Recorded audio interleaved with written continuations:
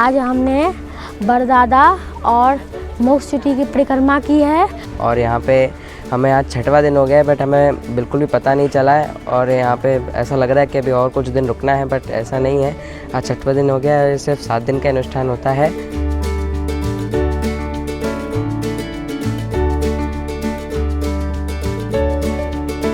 पिछले 12 वर्षों से मैं पूज्य बापूजी के धाम अहमदाबाद आश्रम में दीपावली अनुष्ठान शिविर में सहभागी रहा हूं और पूज्य बापूजी की कृपा से हर साल यहां पे हज़ारों बच्चे यहां पे लाभ लेते हैं दीपावली शिविर का और आध्यात्मिक उन्नति के साथ साथ जीवन जीने की कला भी सीखते हैं। मैं 4ठी कक्षा में पढ़ती हूँ। मेरे माता पिता ने मुझे अहमदाबाद विद्यार्थी अनुष्ठान शिविर में भेजा है।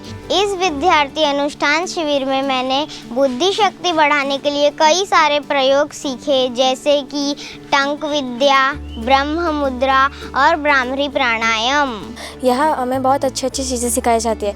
यहाँ रोज़ सुबह योगासन, प्राणायाम, ध्यान, कीर्तन, भजन कराते हैं, खेल खिलाते हैं। जब तब सत्संग, कहानियाँ, नाटिका सब बताई जाती है, जिससे हमें बहुत अच्छी शिक्षा मिलती है।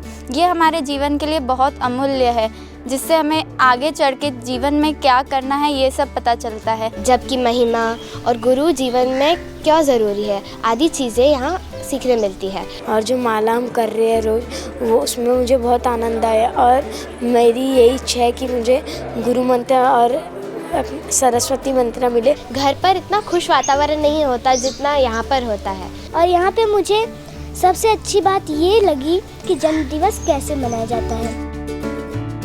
4 साल पहले मैं दिवाली औरों की तरह मनाता था, पटाखे जला के, रिश्तेदारों के यहाँ जाके और मिठाइयाँ खा के। लेकिन 4 सालों से मैं यहाँ दिवाली शिविर में आ रहा हूँ और मेरे जीवन में परिवर्तन आया। जैसे मेरा पढ़ाई में मन लगना, मैंने ध्यान करना स्टार्ट कर दिया, योगासन करना स्टार्ट कर दिया। इससे मेरी जो लाइफ है वो बहुत आगे बढ़ी है। पहली बार शिविर में आए तो पूरा चेंज हो गए हम। सुबह सुबह उठना हमारे लिए इतना कठिन हो गया था, फिर भी हमने कोशिश किया। मुझे माले करने में तो बाबा कितने आलस हो रहे थे। मैंने रात के 11 बजे मेरे माले ख़त्म होते थे। लेकिन फिर जब मैं रहती गई, मैं 7 दिन के बाद मुझे लगा कि शायद जो मैंने यहाँ कमाई की ना, वो मैं घर पे नहीं कर पाती। सोच के भी लगता है ना कि मेरा पहला शिविर बहुत ही ज़्यादा खुशी में बीता था। बस इसी बात की तो बस एक खल थी कि दिवाली तो हमारी अच्छी मन गई, बापू ने गुरुद्वार पे भी बुला लिया, बट बापू नहीं है हमारे साथ। मैं तो सभी साधक बहन से, साधक क्या, जो अभी नॉन साधक भी हैं, उनसे भी मैं यही कहना चाहूँगी कि आप ये गलत कुप्रचारों में ना आएँ। जो बापू के बारे में गलत बातें बोली जाती हैं, कहा जाता है कि बापू ऐसे हैं वैसे हैं। अरे तुम आके तो देखो गुरुद्वार, उसके बाद देखना। तुम सोच भी नहीं सकते कि हमारे बापू क्या हैं। जब हम यहाँ से 7 दिवसीय अनुष्ठान शिविर करके पूरा घर को जाते हैं तो हमारे मित्र, बंधु, सखा सभी मतलब पूछते हैं हमसे कि आपने वहाँ पे क्या किया। तो जब हम उनसे अपने व्यूज़ शेयर करते हैं, हम उनको बताते हैं कि हमने वहाँ पे अपनी आध्यात्मिक उन्नति के लिए क्या क्या प्रयोग किए, वहाँ पे हमने अपना जीवन उन्नत करने के लिए क्या क्या सीखा, तो वो भी बहुत सुन के हैरान होते हैं और हमें ऐसा बोलते हैं कि काश हम भी ऐसी दिवाली वहाँ पे मना पाते और देख पाते। हरि ओम मा सहस्रशीर्षा पुरुषः सहस्राक्षः सहस्रपात स भूमिघ्नुं सर्वतस्प्रतवात्यतिष्ठद्दशाङ्गुलम्। हरिः ॐ स्वस्तेन इन्द्रो वृधस्रवाः स्वस्तेन पूषा विश्ववेदाः स्वस्तेन स्तार्क्ष्यो अरिष्टनेमिः। भक्तावासं स्मरे नित्यं वायुकामार्थसिद्धये प्रथमं वक्रतुण्डं च एकदन्तं द्वितीयकं तृतीयं कृष्णपिङ्गाक्ष गजवक्त्रं चतुर्थकं लम्बोदरं पञ्चमं च षष्ठं विकटमेव च। अधसजोर्ध्वं प्रतिस्तस्य शाखा गुणा प्रवृद्धा विषयप्रबाला अधस्य मूल्यानि नुसन्ततानि कर्मानुबन्धेन मनुष्यलोके। कलत्रं धनं पुत्रपौत्रादि सर्वं गृहं बान्धवा सर्वमेतद् जातं मनश्चेन लग्नं गुरुरं कृपद्मे ततः किं ततः किं ततः किं ततः किम् मनुष्याणां सहस्रेषु कश्चिद्यतति सिद्धये यत्ततामपि सिद्धानां कश्चिन्मां वेति तत्त्वतः भूमिरापो नलो वायु खं मनो बुद्धिरेव च अहंकार इतीयं मे भिन्ना प्रकृतिरष्टधा। पवित्रे निर्मले देशे नित्यानुष्ठानतोऽपि वा निर्वेदनेन मौनेन जपमेतत् समारभेत् जाप्येन जयमाप्नोति जपसिद्धिं फलं तथा हीनकर्म त्यजेत् सर्वं गर्हितस्थानमेव च। अथ द्वादशोऽध्यायः। अर्जुन उवाच एवं सततयुक्ता ये भक्तास्त्वां पर्युपासते ये चाप्यक्षरमव्यक्तं तेषां के योगवित्तमा। श्रीभगवानुवाच मय्यावेशमनो ये मां नित्ययुक्ता उपासते श्रद्धया परयोपेता ते मे युक्ततमा मता। निराकार ओंकार मूलं तुरीयं गिरा ज्ञानगोदीतमीशं गिरीशं करालं महाकालकालं कृपालं गुणागार संसार भारं नतोऽहम्। जन्म कर्म च दिव्यम् एवं रोगेति तक्वत तत्त्वादेहं पुनर्जन्म नेति मामेति सज्जन। राम राम राम राम राम राम तारकं रामकृष्ण वासुदेव भक्ति मुक्ति दायकम्। ओम शांताकारं भुजगशयनं पद्मनाभं सुरेशं विश्वाधारं गगनसदृशं मेघवर्णं शुभांगं लक्ष्मीकान्तं कमलनयनं योगविद्यानगम्यं वन्दे विष्णुबहुबलहरं सुरलोकेतनाथनम्। ॐ भूर्भुवस्सुवः तत्सवितुर्वरेण्यं भर्गो देवस्य धीमहि धियो यो न प्रचोदयात्। ॐ त्र्यम्बकं यजामहे सुगन्धिं पुष्टिवर्धनम् उर्वारुकमिव बन्धनात् मृत्योन्मुक्ष्यमामृतात्। मय्यासक्तमना पार्थ योगं युञ्जन्मदाश्रय असंशयं समग्रं मां यथा ज्ञास्यसि तच्छृणु। ज्ञानं तेहं सविज्ञानम् इदं वक्ष्याम्यशेषतः यज्ज्ञात्वनेह भूयोऽन्यत् ज्ञातव्यमवशिष्यते। अथ पञ्चदशोऽध्यायः। श्रीभगवानुवाच ऊर्ध्वमूलमधशाखम् अश्वत्थं प्राहुरव्ययं छन्दांसि यस्य पर्णानि यस्तं वेद स वेदवेत्। अधश्चध्वं प्रसृतस्य शाखा गुणा प्रवृद्धा विषयप्रबाला अधश्च मूलान्यनुसन्ततानि कर्मानुबन्धीनि मनुष्यलोके।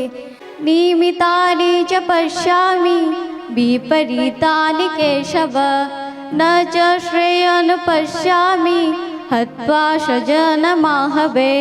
श्रीभगवानुवाच यगस्तः कुरु कर्माणि संगतत्वा धनञ्जयो सिद्ध शमो भूत्वा समसंगः उच्यते। जय हनुमान ज्ञान गुण जागर, जय कपीस तिहु लोगे उजागर। राम दूत अतुलित बल धामा, अंजन पुत्र पवन सुत नामा। महावीर विक्रम बजरंगी, कुमति निवार सुमति के संगी। कंचन बरन विराज सुबेसा, कानन कुंडल कुंचित केसा। अथ सप्तमोऽध्याय श्रीभगवानुवाच मया सक्तमना पार्थ योगं युञ्जन् मदाशया असंशयं समग्रं यथा ज्ञास्यति तच्छृणु ज्ञानं तेऽहं सविज्ञानम् इदं वक्ष्याम्यशेषतः यज्ञात्वा नेह भूयोऽन्यत् ज्ञातव्यमवशिष्यते। वैकुण्ठं दुष्टदमनं भूगर्भपितवाससं त्रिविक्रमं त्रिकालज्ञं त्रिमूर्तिनन्दकेश्वरं रामं हयग्रीवं भीमं रौद्रं भवद्भवं श्रीपतिं श्रीधरं श्रीशं मङ्गलं मङ्गलाय। जटाटवीकलज्वल प्रभायिप विवस्तले कलेवलं बलम्बितं भुजङ्गटं मालिकं रमक्तमक्तं टमग्विनाटमट्टपावक किशोरजं द्रशेखरे। मैं 5वीं कक्षा में पढ़ती हूँ। बापूजी की असीम कृपा से मैं बाल संस्कार चला रही हूँ। जब भी मैंने बाल संस्कार की शुरुआत की थी तब भी मेरे केंद्र में केवल 4 बच्चे आते थे। अब भी मेरे केंद्र में बापूजी की कृपा से 15-17 बच्चे आते हैं। मैं पहले बाल संस्कार जाती थी। हमारे भारत देश में एक कहावत है, जननी जने तो भक्त जन, कै दाता कै सूर। इस कहावत को अपने जीवन में प्रत्यक्ष कर दिखाया ब्रह्मनिष्ठ पूज्य संत श्री आशाराम जी बापू की माता महंगी बाजी ने। माँ महंगी बाजी ने ऐसे संत को पुत्र रूप में इस धरती पर अवतरित किया, जिनसे आज करोड़ों लोगों का जीवन उन्नत, सार्थक और आध्यात्मिकता की राह पर अग्रसर हो रहा है। माँ महंगी बाजी आदर्श धर्मपत्नी, आदर्श माता और आदर्श सेवक थी। संतान के जन्म के दिन उन्हें प्रसव पीड़ा सुबह से ही होने लगी थी, परंतु उन्होंने देखा कि अभी तक छाछ बांटने की सेवा नहीं हुई है। वे भगवान से प्रार्थना करने लगती है, हे प्रभु, पहले मैं छाछ और मक्खन बांट लूं, फिर ही प्रसूति हो। ये सेवा कार्य पूरा होने के बाद ही संतान का जन्म हो। हे ईश्वर, सेवा का मेरा नियम पूरा करने की शक्ति दीजिए। परमात्मा ने उनकी पुकार सुन ली। गरीब और जरूरतमंदों में प्रसाद बांटने तक पीड़ा सहकर भी वे सेवा कार्य करती रहीं। अपने कष्ट को छुपाकर दूसरे के कष्ट का ख्याल करने वाली ऐसी महान विभूति थी माँ महंगी बाजी।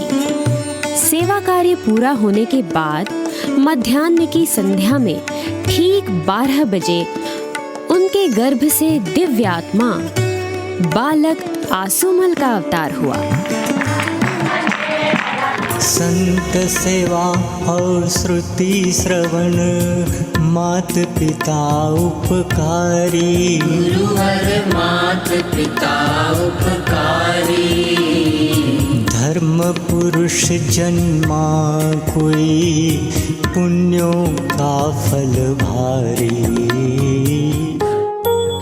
हे भारत की बहनों, माताओं, माँ महंगी बाजी का जीवन आपको भी प्रेरणा देता है कि आपका जन्म दीनहीन होकर, लाचार बनकर या किसी की भोग्या बनने के लिए नहीं हुआ है, बल्कि संयमी, चरित्रवान, तेजस्वी बनकर आत्मा परमात्मा की प्राप्ति के लिए हुआ है।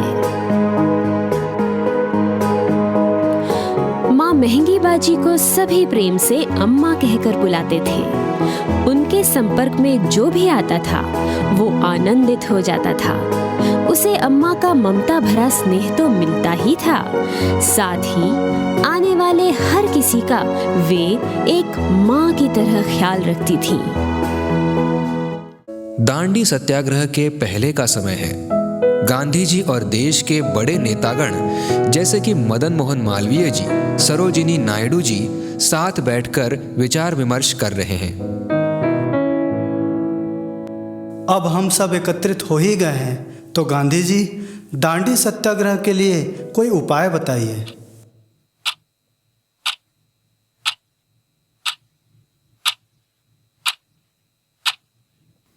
लेकिन रुकिए भाइयों, आज कौन सा वार है? सोमवार है। तभी गांधी जी कुछ नहीं बोल रहे हैं, क्योंकि हर सोमवार को गांधी जी मौन रखते हैं। फिर अभी इस बैठक में गांधी जी उपाय कैसे बताएंगे? गांधी जी समाचार पत्र के नीचे का भाग, जहां पर कुछ भी नहीं छपा था, उसको फाड़ रहे हैं और अपनी छोटी सी पेंसिल से उस पर कुछ लिख रहे हैं। फिर उस पर्ची को नेताओं को देते हैं। हाँ, मिल गया उपाय। वाह वाह, क्या उपाय है। अब तो दांडी सत्याग्रह होकर ही रहेगा। हम जी के रहेंगे। तो महात्माओं की पहचान क्या? गांधी जी के इस जीवन प्रसंग से हमें क्या सीख मिली? महात्मा न्यायप्रिय होते हैं, फिर भले ही वो कोई अपने रिश्ते या परिवार के ही क्यों न हो। तो महात्माओं की पहचान क्या? तटस्थता, ताड़न और न्यायप्रियता।